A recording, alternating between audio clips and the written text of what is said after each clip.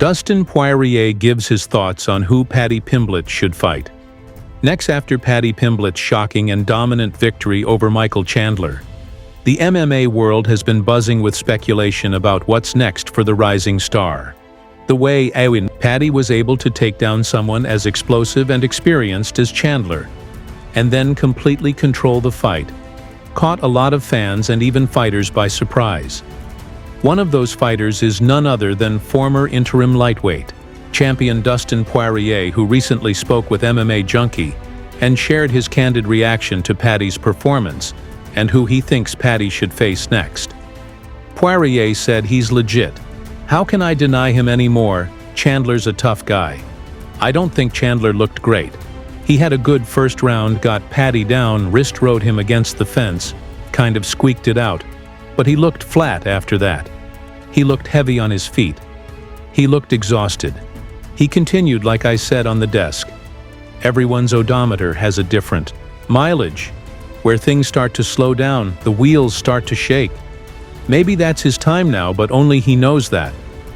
Poirier made it clear that while Chandler may not have looked like his usual explosive self, he still gives full credit to Paddy for the performance. I definitely think Chandler didn't look great, but I'm not taking away from Paddy's performance, said Poirier. Paddy went out there, dropped the first round, came out confident, and hit Chandler with some really good shots. Then he took him down. Who would have had that on their bingo card, that Paddy is going to take down Chandler like that and just control him on the ground? That's insane, but it happened. Paddy's the real deal. He was a prospect before, now he's a contender.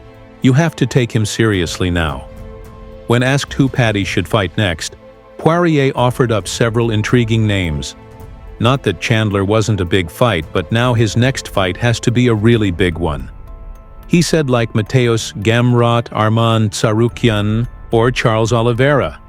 I've got my own stuff behind the scenes and I'm only fighting one more time. But for me as a fan, put him in there with Dan Hooker. That would be an incredible fight. That's a fun fight. The build-up would be great. Dan is going to stand and trade with him, and Dan has solid takedown defense on the ground. That's the fight I'd love to see. Michael Bisping doubles down on Chandler's career outlook and praises Paddy Pimblett. Money, yes. People will still want to tune in, but that's it. That's where it ends. There ain't no more title talks, no more see you at the top. That chapter is closed. Paddy Pimblett just put an end to all of that. It wasn't just about the loss, it was about how Chandler looked in the fight. For a man known for his explosive power, elite wrestling, and high-pressure fighting style, this performance raised serious red flags. If he was 30 years old, maybe he could dust himself off, regroup, and try again, Bisping said. But the truth is, Father Time is undefeated. He's 38 years old, and there ain't no way he's getting back into title contention ever again. Bisping then turned his attention to Paddy Pimblett and gave him his flowers. Paddy looked ridiculously good. He looked like the guy he's always claimed, to be the guy he's promised the world he is. And for someone who usually doesn't call people out, he went out there and called out everybody. Charles Oliveira, Justin Gaethje, Dustin Poirier, he didn't care. He showed zero fear, and you know what, rightly so. The man is making a real run to become a champion. Will he get there? Nobody knows. But after this performance, I guarantee you every single fighter in that division is going to be looking at Paddy with a lot more respect. The whole landscape just changed, so while Chandler's title dreams may be over, a new star may have just risen, and his name is Paddy, the Paddy Pimblett. Colby Covington leaks massive UFC International Fight Week plans. Now let's move on to the next big update. Colby Covington claims that the UFC is planning Islam Makhachev versus Ilia Topuria for International Fight Week at the end of June, just 2 months from now. Colby said the person he was talking to paused for clarification. Wait, who's fighting? Colby responded with confidence. They haven't announced it yet, but I think it's going to be Makhachev and Topuria. If that's true, it's huge news. Islam Makhachev has been dominant as lightweight champion, defending his belt with surgical precision.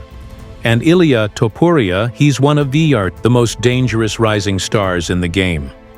Unbeaten, unrelenting, and oozing confidence, Ilia has made it clear that he wants to be a double champion. And what better way to do it than against Makhachev during the UFC's biggest annual event? But Colby wasn't done.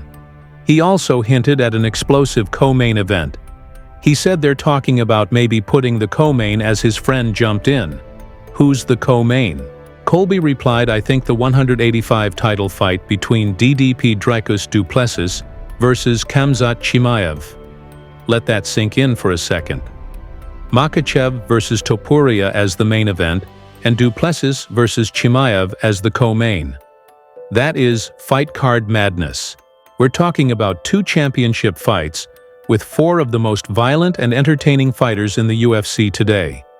Islam versus Ilia brings the technical mastery of Dagestani wrestling against the sharp striking and relentless pressure of an undefeated Spanish-Georgian phenom. Meanwhile, DDP versus Khamzat is a war between raw power and relentless aggression. 2 middleweights who are absolutely not afraid to get in your face and trade until someone drops. Bloody, if this card becomes official, it could be one of the greatest International Fight Week lineups in UFC history. So stay tuned, because if Colby Covington's intel is accurate, we are in for something unforgettable this summer. Michael Chandler breaks his silence, says he is not retiring. Now let's move on to another major update. Michael Chandler has officially spoken out and says he is not retiring. Following his shocking TKO loss to Paddy Pimblett, rumors began swirling all over the internet. Fans, fighters, and even analysts started questioning whether we had just witnessed the last fight of Michael Chandler's career. But now the man himself has broken his silence, and he made it clear that he's far from done. Chandler took to social media and posted a photo that said it all. He was bruised, battered, but still standing. The caption read, "Never out of the fight." This picture sums it all up. As long as I've got these heartbeats and hands to hold, I've already won. This was a powerful message from a man who's been through the highs and lows of combat sports.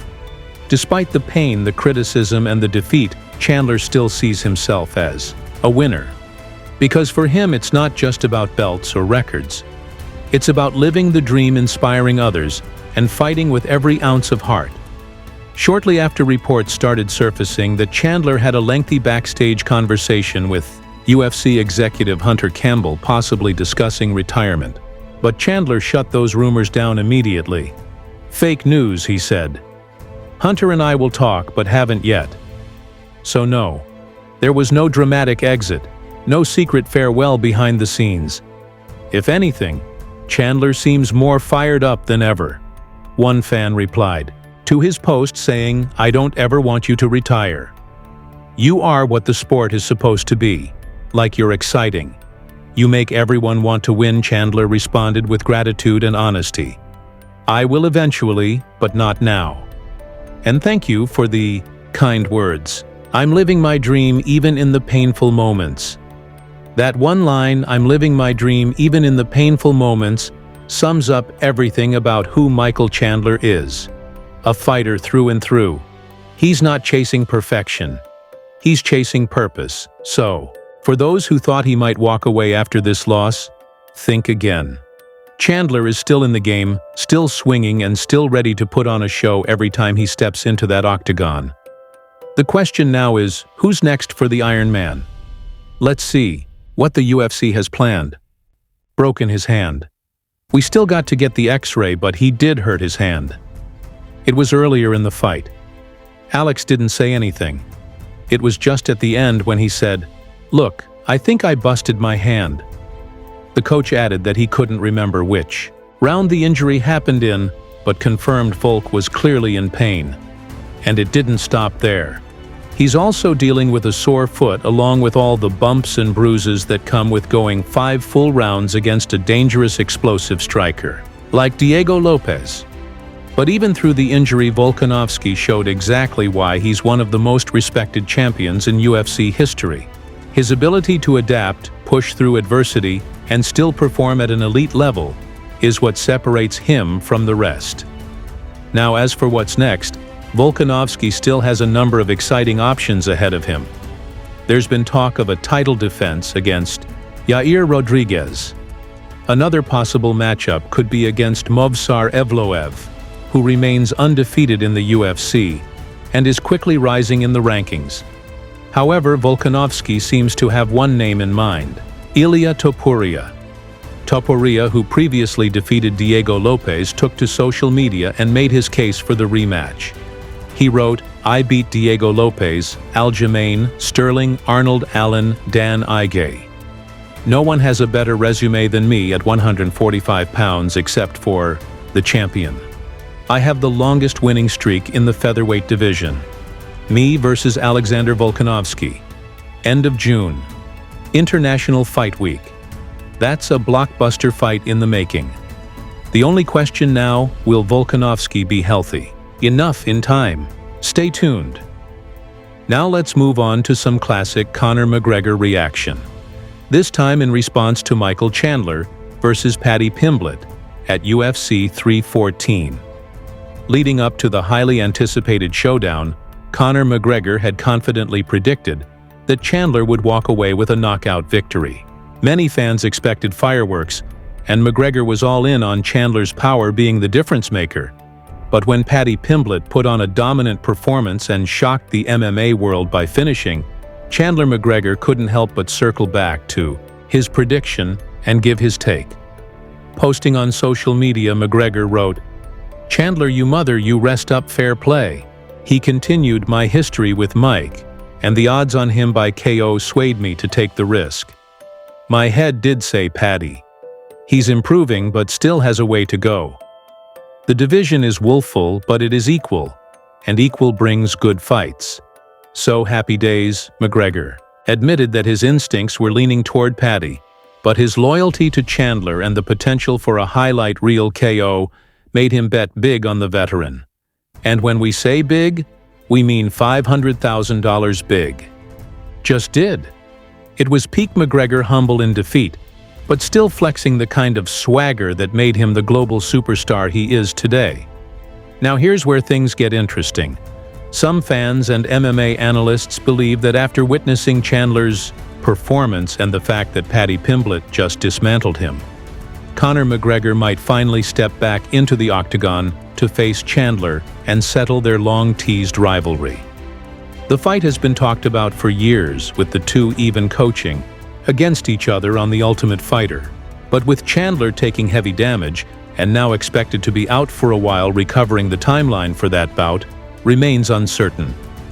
Will McGregor wait for Chandler to heal up, or will he target someone else in the meantime? Either way, if McGregor really wants that fight, the hype machine is already rolling, and knowing Conor, he's never out of the spotlight for long. And now for one last feel-good story to wrap things up. Dana White once tipped a bartender $15,000 just because she said she wanted to be a photographer. This moment of generosity came from none other than rapper Drake, who shared the story during a recent conversation. And according to him, it's one of the wildest and most inspiring lessons he's ever learned about respect, gratitude, and unexpected kindness. Drake said, "Shout out to Dana, that was love, bro. I told you a crazy Dana story, right?" He continued, "I did, bro. I saw one time I'll never forget Dana White, early UFC days. This is one of the craziest things that taught me about etiquette and how to treat people when they least expect it." The story goes like this.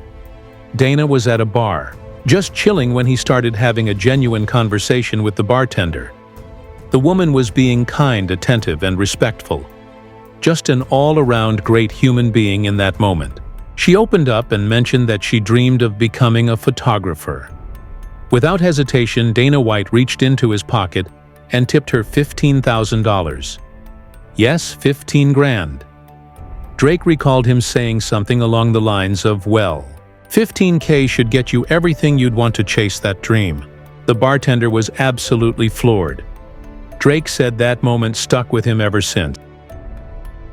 If you enjoy our videos, don't forget to hit the like button and subscribe to the channel. We'd really appreciate it.